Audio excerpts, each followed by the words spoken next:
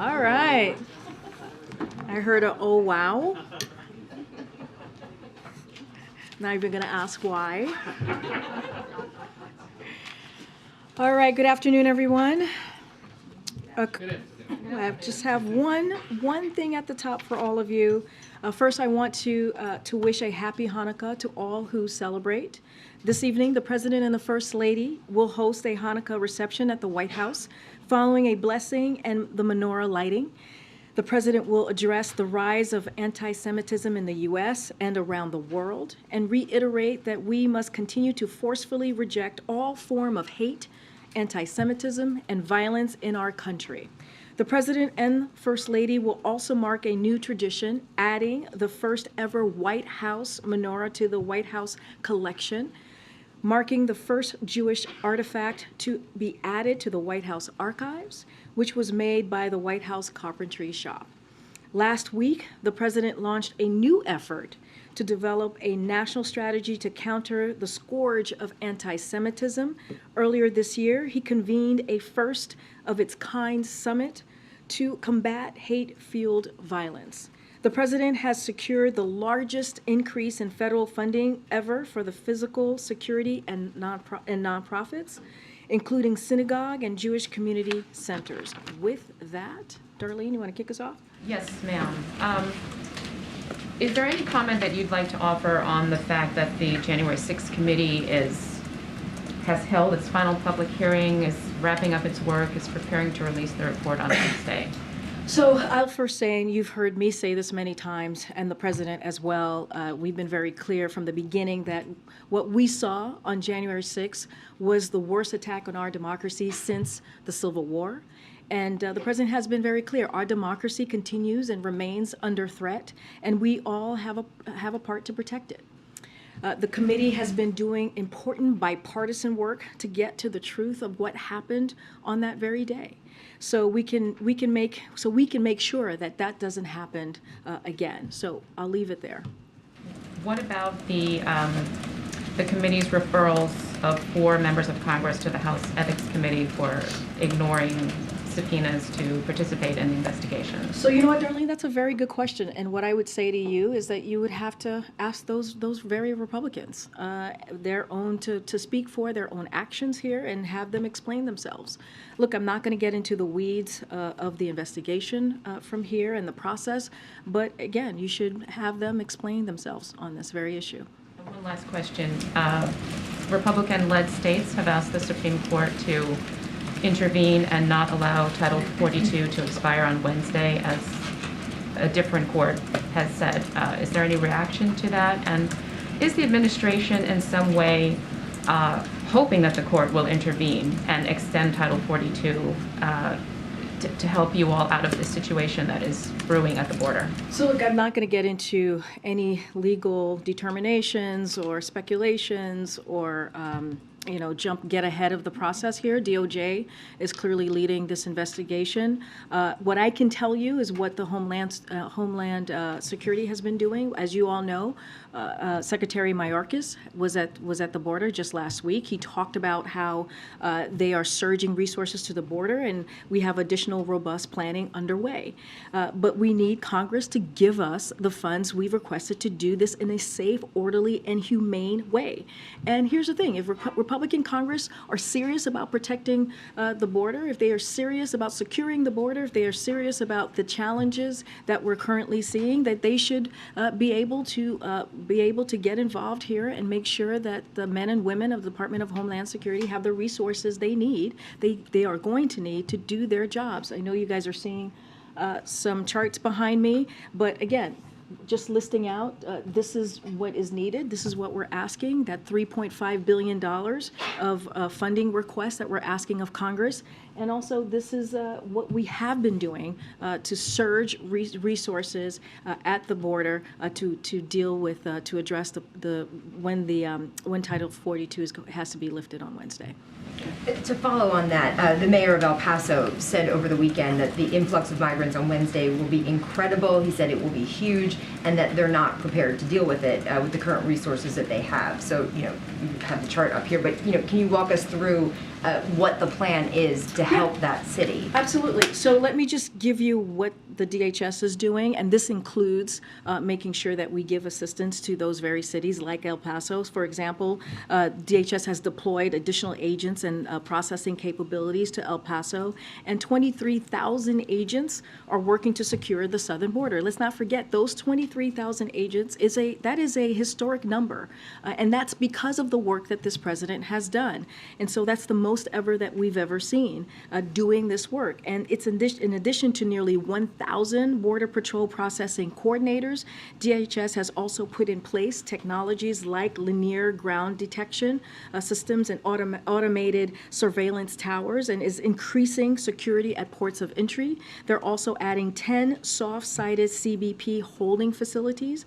But again, we need Congress to provide us the additional resources we've requested to do this in a safe, orderly, and humane way. If they are serious, Republicans in Congress are serious about securing the border, then they should assist in making sure the men and women at the DHS have what they need to get this done. You mentioned surging resources. I had asked you in September specifically about El Paso, and you had said at the time that DHS, the administration, was surging resources to the region, working to quickly decompress the area.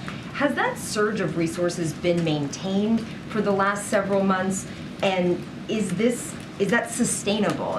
Now if you're talking about another surge of resources, is that on top of what had already been done in September? And how long can you keep doing a surge like that? So a couple of things. I mean, that's one of the reasons we're asking for additional funding, that $3.5 billion. And look, that scale up air and ground transportation capabilities to move migrants from processing to less crowded Border Patrol sectors and quickly remove them if they don't have a legal basis to remain, as set up additional CBP funding, holding facilities, and speed up the processing time so individuals can have their asylum claims heard faster, hire more than 300 additional agents to join our force of 23,000 agents working to secure the border, secure additional technologies and equipment like automated processing systems, law enforcement radios, upgraded surveillance and inspection technologies, and much more. Increased support for border cities and towns like El Paso. Look, this is why we're asking Congress for this additional funding. Again, if Republicans in Congress are serious, if they want to help the men and women at the DHS, they certainly will assist and get this funding to us to get this additional support and resources to the men and women at the DHS. Karine, is the Biden administration looking at sending migrants to Mexico via the expedited removal process if Title 42 ends? So look, I know there have been a lot of rumors, a lot of speculations. I'm not going to go off of everything. I wouldn't go off of everything that you're hearing quite yet, but we will have some more to share tomorrow, and there will be a call too on these very varying issues. Oh, thank you. And there's estimates of 50,000 migrants in Mexico waiting to cross if Title 42 ends. Is that accurate, and would that overwhelm the Border Patrol? So look, I don't have a number for you at this time. What I can say is that we know smugglers will try to spread misinformation to take advantage of these vulnerable migrants. But I want to be very clear here. The fact is that the removal of Title 42 does not mean the border is open. Anyone who suggests otherwise is simply doing the work of these smugglers who, again, are spreading misinformation and which is very dangerous. When Title 42 goes away, as we have to do because of a court order, which is on Wednesday, as all of you know, we will go back to Title 8, which allows a process to make sure that people can make their asylum claims heard. Those who do not have a legal basis to remain will be quickly removed. And so we will continue to fully enforce our immigration laws in a fair, orderly, and humane manner. But again, we need Congress to deliver on the funding that we're requesting from them. Go ahead. The president's been very unequivocal about his criticism toward his predecessor related to January 6th and in the wake of January 6th. But does he agree with the statement from Congresswoman Cheney today that the former president is unfit to hold any office in this country? So look, as it relates to the January 6th committee, we've been pretty clear on here. Right from here, we're going to be very very careful not to politicize this process at all. The committee's work has been substantive and based on facts. Some of the actions that they are taking involve potential criminal investigation, as you know. So I just want to be very careful and refer you to the Department of Justice on those, because this administration and the DOJ conduct criminal investigation independently, free of any kind of political interference or any interference at all. But what I can say, and what you've heard from this president these past 2 years, is he's going to consistently speak out about this, about what happened on that day, and will continue to speak out about defending our democracy against ongoing threats. And he's not going to shy away from that, but we're just not going to comment any further. As you know, this could be, there is a potential criminal investigation. Okay. And then one more on immigration. A couple months ago, Jake Sullivan was in this room and was talking about the intensive diplomatic effort that's underway, particularly with 3 countries that have started to kind of drive the makeup of the composition of some of the migrants where we have little or no diplomatic relations with those countries, which complicate things on the asylum side. Have there been any breakthroughs or any agreements on those particular diplomatic efforts, particularly in the lead up to Wednesday? So, look, as you know, the president of Ecuador was here. That wasn't the main topic. Clearly, one of the topics was migration, and I can go more into that if you will. But look, we have some good examples of how diplomacy has worked. With the Venezuela Enforcement Initiative, we announced earlier this year to address the record number of Venezuelan nationals arriving at the border. And look, that initiative has resulted in a drastic 90% drop in the number of Venezuelans nationals arriving at the border. Average daily encounters are down from about 1,100 a day to 200.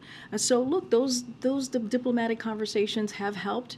You know that we've held like a leadership forum right in LA not too long ago, a couple months ago, where we talked about what's going on with the Western Hemisphere with those leaders, and came up with a plan on how to deal with that.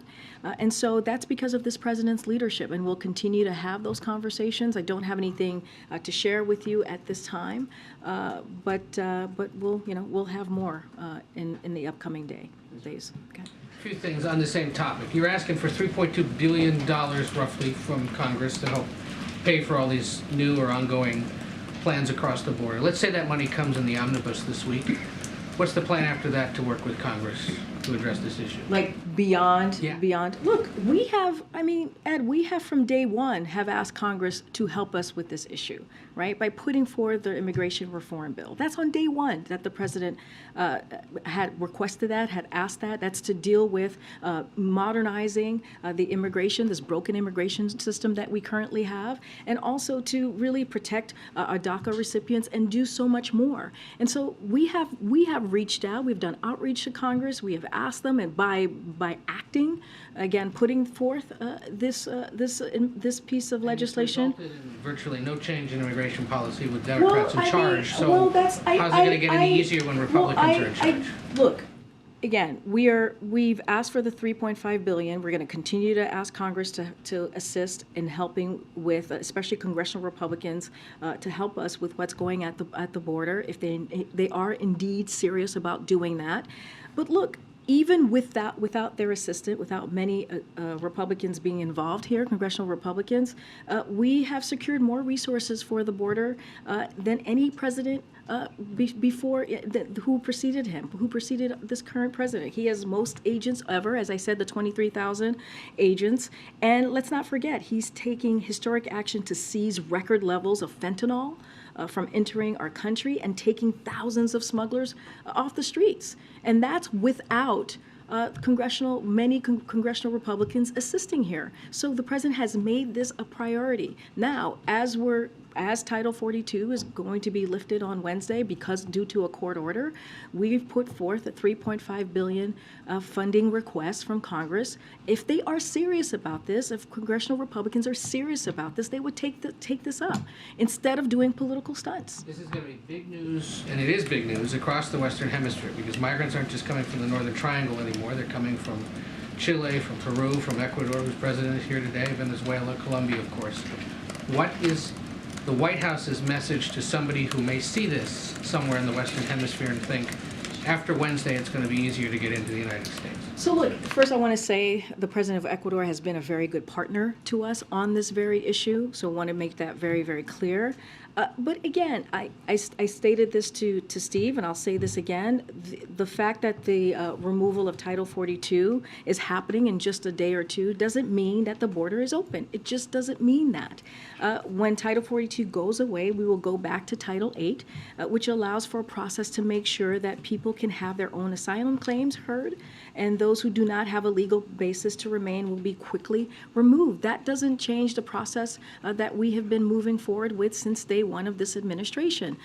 Look, we are surging assistance to the border, as I've laid out very clearly, as Secretary Mayorkas has the past week or so, and so we're going to continue to do that. But again, In plain English to migrants who might be thinking about it, what should they do after Wednesday? I just laid that really clear. It would be wrong to think that the border is open. It is not open. And I just want to be very, very clear about that. You, we're meeting here just minutes after, as Darlene pointed out, they referred the presumed next Speaker of the House to the Ethics Committee for defying a congressional subpoena.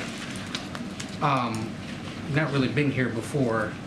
Can the President foresee working with a House Speaker who defied a subpoena from his colleagues? So a couple of things. I do want to go back for a second to your immigration question.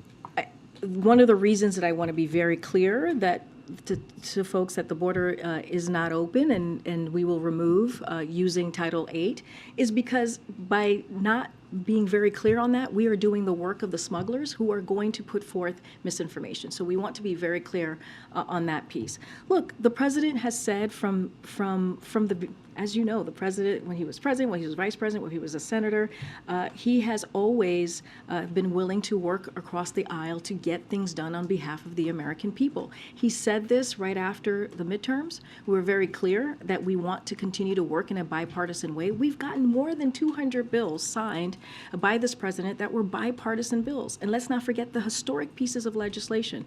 Just on Friday, the president was in Delaware talking about the PACT Act, a bipartisan effort that's going to help millions of veterans across the country. Let's not forget, not too long ago, just last week, we were on the South Lawn celebrating gay marriage. And that was also a bipartisan piece of legislation. More than 5,000 people, Americans, were standing outside on the lawn. So we have had those successes. We've had the CHIPS and Science Act, and we have had others, the bipartisan infrastructure legislation. So it can be done. As it relates to McCarthy or any other Republican who, to your question about their role in any of this, I would ask them. This is a question for them to answer about their own actions and for them to explain. Okay, Peter. When is the president going to sign the NDAA? He's going to sign that later this week. Sign it later this week. You can't identify for us the date. I don't have a date for you. But Can I he'll ask sign you it specifically then, the president's thinking on the fact that this NDAA obviously includes the termination of the military vaccination program? So look, every NDAA, and I've said this a couple times in the past 10 days, has some provisions we support and some we do not. Clearly, the president was opposed to rolling back the vaccine mandate, but we saw that Republicans in Congress decided that they rather fight against the health and well-being of the troops than protecting them.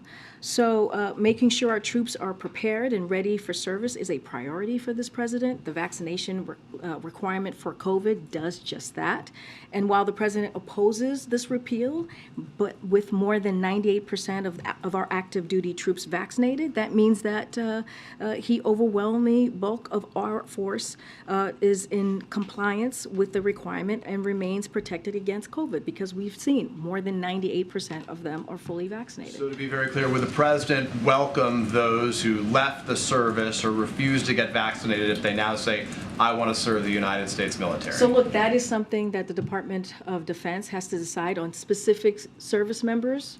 What I can tell you, look, that again, they have a process on how that runs. The Department of Defense, we will let them run that process. What we can say is that, the president, as I mentioned, he's going to sign the NDAA. He was very clear. I was very clear from here about how he opposed the fact that congressional Republicans removed a vaccination mandate from that piece of legislation. Let me ask you one more question just to punctuate what we've been saying about what happened on the Hill today. Obviously, we're getting the executive executive summary, getting new details about all of this. I know you don't want to interfere in any form with what the Department of Justice is going to decide, but the fundamental motivation for the president running for office was, as he described it, this battle for the soul of the nation. About 964 people, as I have counted so far, I think is the latest number, have been charged for their role as rioters. But we heard from Jamie Raskin today, ours is not a system of government where foot soldiers go to jail and masterminds and ringleaders get a free pass. If no, quote, masterminds or ringleaders are charged, how does the president sort of view the status of this battle for the soul of the nation? So I'm certainly not going to get ahead of any legal outcome that may come out of it. But look, with the president, I said this just moments ago. He believes that our democracy is still under attack, and that we have to do everything that we can to protect it. He gave two very important speeches on our democracy and where we stand today. And so he believes we have to do everything to protect it. And not only does he believe that, but majority of Americans who exercise their right to vote during the midterms believe the same as well. And so, again, we have to do everything that we can to protect it. That's what the president believes. He's going to continue to speak to this. And, what we saw on January 6th, as the president has said, was an attack on our democracy. It was the worst attack on our democracy since Civil War. Yeah. Just a question on migration. The president tasked the vice president with studying and working on the root causes of some of these issues. I'm wondering if there's any update from this side of the White House on what she's been doing and what she will continue to do as we're expecting an influx at the border after Wednesday. As you know, the president appreciates the partnership that he has with the vice president. You're right, that has been her charge to work in a diplomatic way in finding the root causes of migration. I don't have anything to lay out specifically on what that work looks like, but again, we appreciate her partnership, and I would probably refer you to her office on anything specific on the work that she's doing. Okay, and then on another topic, the president said when he was in Nantucket that he will be getting his physical before the end of the year. I'm wondering if you have any update on when that will be, and if those results will be made public before whatever announcement he might make about his future political plans. So, not going to get ahead of his future political plans, not going to do that from here. As you know, I'm covered by the Hatch Act, so really we respect the rule of law from here, so not going to even touch that. But what I can say, and I've said this before, the president is in good health and maintains an active lifestyle, as his doctors have said, and as a number of independent experts also told the New York Times and others. Just to highlight that for a second, he will have a physical in the upcoming months, and the results will be released like they were most recently in the same way, and we will be transparent. So is it still the case, as he told reporters in Nantucket, that he'll be getting it before the end of the year, or has that timeline changed? I just don't have a specific timeline. All I can tell you is that in the incoming months, he will have a physical, and we will certainly release those results in a transparent way, just like we did last year. That hasn't changed. I know you've been asked about this before, but just yesterday, Representative Cuellar told Face the Nation that he wants to see President Biden go to the border. He said it doesn't have to be for a photo op, but a leader has to show images of being up there in front. So does the president have any plans to go to the border? Is now a good time to go? Like you said, I've addressed this before. Look, the president's focus right now is to come up with solutions. It's focused on making sure that we have the resources to manage the challenges that we're seeing at the border. And right now, as you know, we have a budget request in front of Congress. And again, if congressional Republicans are serious about dealing with the challenges that we're seeing at the border, they will assist. But given what we're seeing at the border, I just answered the question. I just said we've litigated that back and forth here for the past 2 weeks or so. The president's focus right now is to make sure that we have the resources to manage what's happening right now. Okay. Does the president, does the White House plan to do anything to tweak the rules in the Inflation Reduction Act to accommodate France and Germany? Both countries have asked the U.S. to grant Europe the same exemptions, for nations with free trade deals for green subsidies? Don't have anything here to share than what I've said probably about a month or so ago.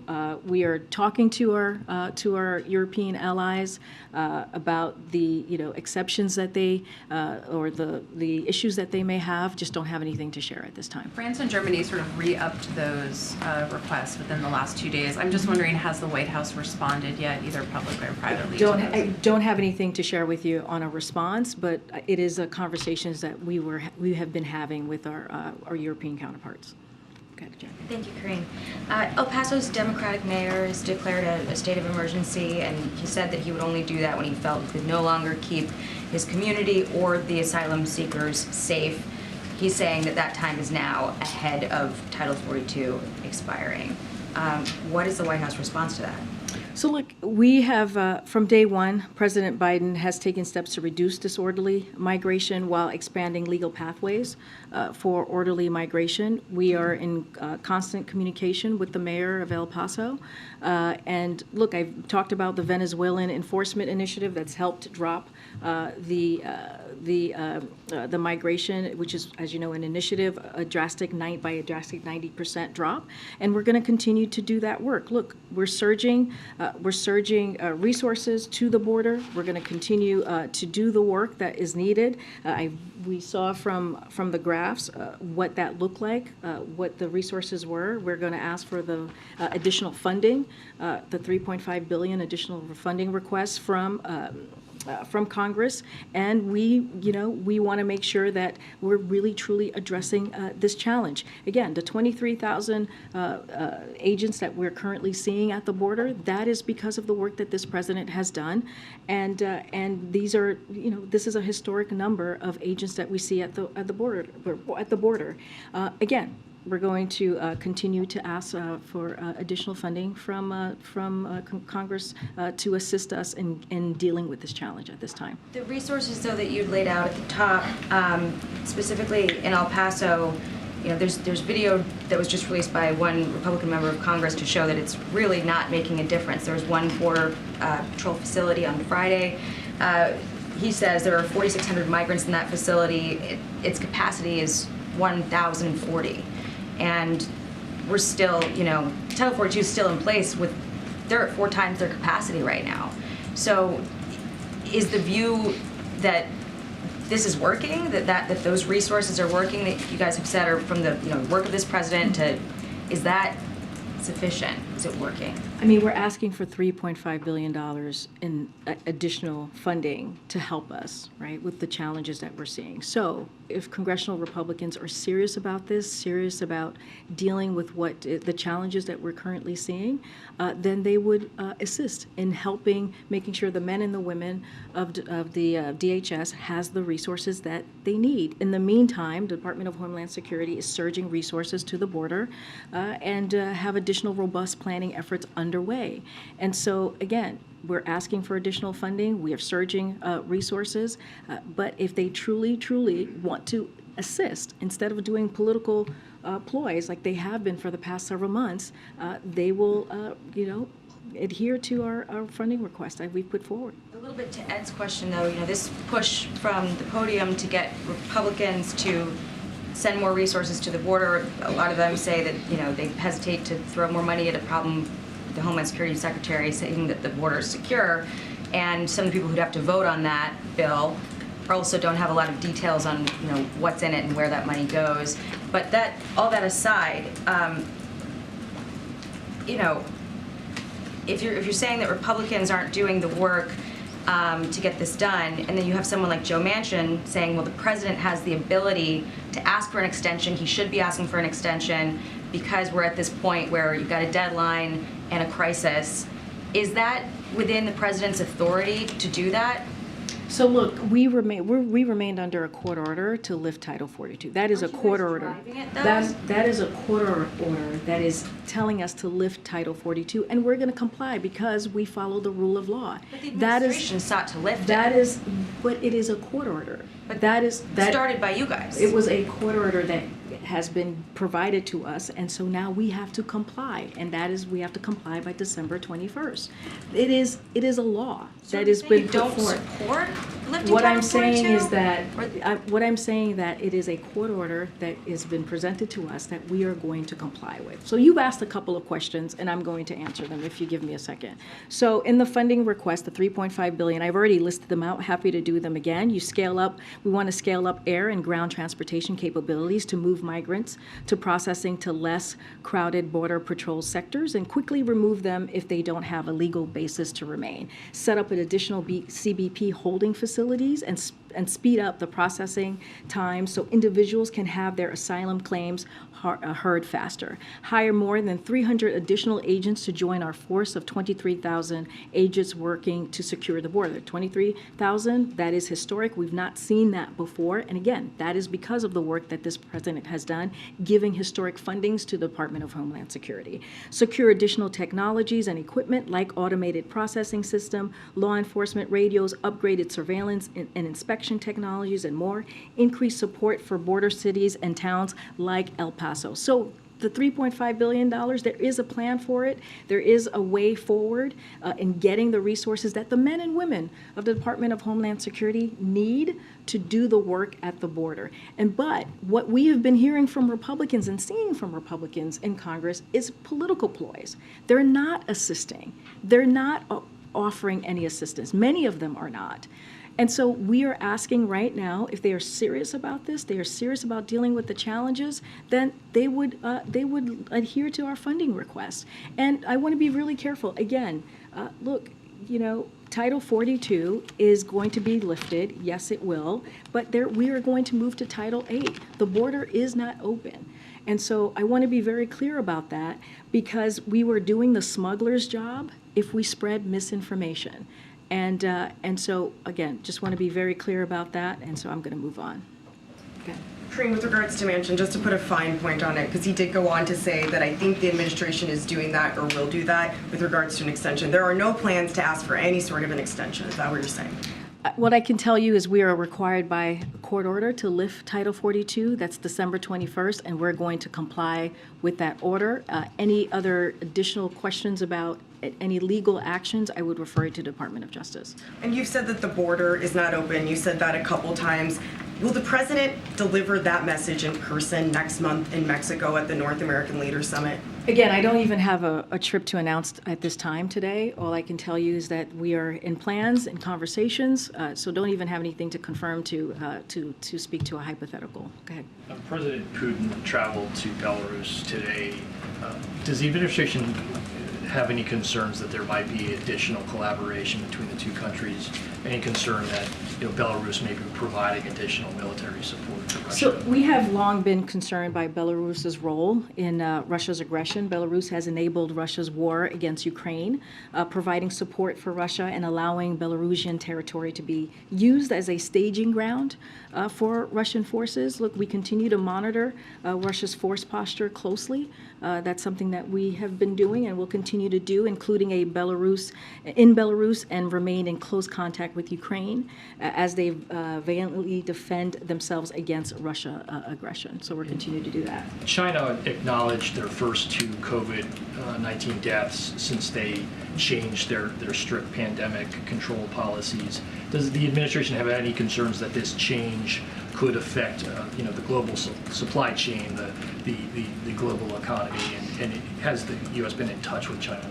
So don't have anything to read out on any conversation with China. Clearly, all of these things as it relates to the economy, we keep a close eye on. But as you know, we are just not going to comment on China's policy. What we're focusing on right now is making sure that that Americans across the country get the new vaccine. We know the tools that work to protect us from COVID, and so we're going to continue to speak directly to the American people on what those tools are. And again, we encourage Americans to get that new vaccine, especially ahead of the holidays. Yeah. Okay. I'll come to the back second. Go ahead. You mentioned that the president has been in touch with the mayor of El Paso, but has he talked No, I to said any? we've been in touch with the mayor. Have you our been in touch administration. with any of the border state governors? I don't have any calls or readouts to provide on any particular conversations, but because we have an intergovernmental affairs shop, and clearly they tend to be in close touch with mayors and governors across the country. Just don't have anything to provide for you at this time. Hunter? I'm interested, so this, how important does the president think it is to get the Electoral Count Reform Act passed, in these final days of Democrats away in the House? What message would it send to pass that ahead of the second anniversary of January 6th? So I think we've been very clear on that particular piece of legislation. We support it. We continue to believe this is a priority and has seen bipartisan support, as you know, in both the House and the Senate. And we hope Congress acts and sends this to the president's desk. Thanks, Karine. Oh, you want to go first? I'll go next. Thank you so much. Yeah. Karine, I have two questions. So follow up on the COVID in China. Dr. Fauci has said that he worries about the new relaxing of the zero COVID policy going to result in a new wave of infection in China and result in new variants. Is the United States considering any, precautions like, the travelers from China had to produce like a negative result test in the coming month? So it's the way that we see it is it's important that countries focus on getting people vaccinated and making testing and treatment easily accessible. And so we continue to carefully monitor the state of the pandemic globally so that we can continue to stay ahead of it. We've always heard us say that we want to be 1 foot ahead. And so don't have anything more to share on any specific, policy as it relates to China. Second question. So on the same day when Twitter banned several journalists' accounts last week, and one of the Chinese human rights activists was also who's based in Seattle. Her Twitter accounts were also banned and without any warning. So does the White House worry about this trend to reporters and activists, the voices being affected on the internet? You're talking, say that one more time. Yes, so her name is Wang Qipeng. She's a Chinese human rights activist based in Seattle. And at the same day of all, a lot of our colleagues here, including VOA's Steve Herman, was banned. Her account was permanently suspended without a warning. So, the reporters and human rights activists, their voices being affected on the internet. Is that a trend that the White House is worrying about? So social media companies, they make their own independent decisions about content moderation, but our support for free speech and free press is well documented. Twitter, as you know, is a private company, and they will make their own decision on content moderation. But our support, again, for free press and free speech has been well documented, and so I'll leave it there. Karine, could I go? Oh, go ahead. Thanks. I wanted to ask there's about 100 nominees that are under consideration in the Senate that have not yet been confirmed this year. What's the plan going into next Congress if you can't get them all confirmed this week? Will you renominate them all? So look, clearly our nominees are important. The renomination process is clearly important, but I know that people have questions on this. I've gotten it a couple of times, but we just don't have more information to share on what we will do. But right now, we do not have any updates to preview at this time. But clearly, I get the importance of the question. Just don't have anything to preview on what it's going to look like in the next Congress. On COVID, you all relaunched the program where people could order tests online last week through USPS. Can you provide an update on how that's going? And when's the plan to close that? How long do people have to order? That's a good question. Let me check in with Dr. Jha's team. I know that it's been very successful. I think there was a pretty high number of folks requesting for testing. I don't want to get ahead without checking with him on the exact number, but it has been, very successful. But I don't have a timeline on how long it's going to be made available to Americans. Great. The latest Twitter files show that the intelligence community was actively involved in discrediting the Hunter Biden laptop story. Does it bother the president and those at the White House that a government agency like the FBI was involved in suppressing a legitimate news story? Again, I'm just going to refer you to the FBI. I'm not going to comment from here about that. Okay. Thank you so much. On migration and Title 42, in June this year, the president was in Los Angeles, and with other leaders, they signed a long declaration on migration. So can you maybe update us on what happened since, and is the administration generally happy with what other countries in the hemisphere are doing to tackle this issue? So look, we had a very good, as you know, very good meeting with those 19 or 20 countries from the Western Hemisphere, and as you said, laid out, Ariel, a declaration. Look, we met with, the president has had a very good relationship. President of Ecuador was here. They've been a very good partner on dealing with the migration issue. We've talked about the Venezuela initiative. So there has been some progress on how we're moving forward with the Western Hemisphere and the migration issue that we're dealing with. But look, you know, we're going to continue to have that diplomacy, and that is something, the reason that we have seen the success, the reason that we've seen that 90% drop in Venezuelans coming into the country is because of the president's leadership on this. Hey, Karine. Jamie Raskin, when he was doing the criminal referral in the House today, he brought up the Insurrection Act and its prohibition on people being disqualified from future office.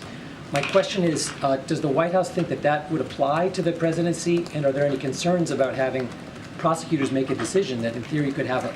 Can you say that again? So Jamie Raskin did a criminal referral of Trump and others, and he brought up the Insurrection Act, and it bars people from holding future professional office, any major office in the U.S.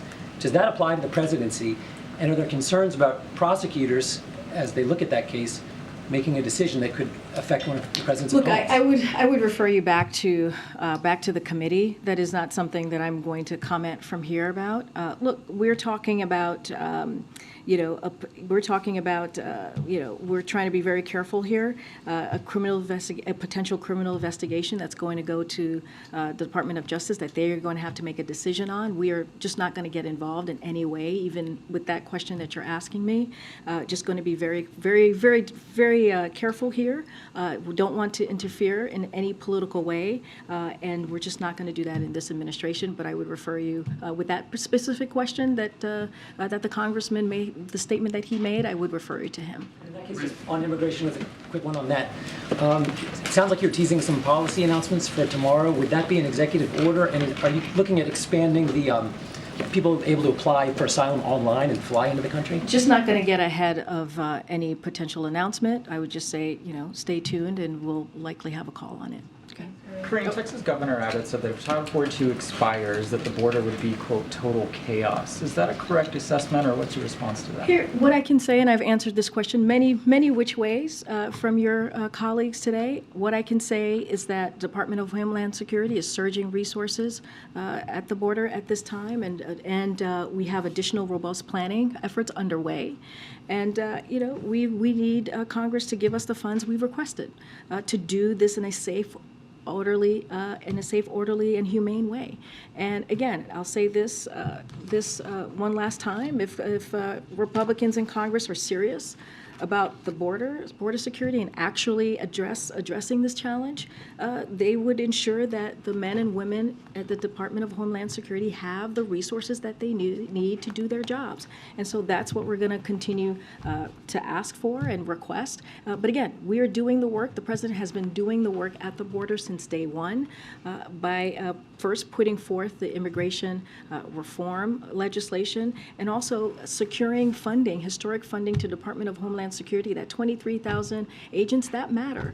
That is something we have not seen under any other president. Now we're asking congressional Republicans to assist and do the same. Thank you. What about the Biden administration funding anti-Semitic organizations? Thanks, guys.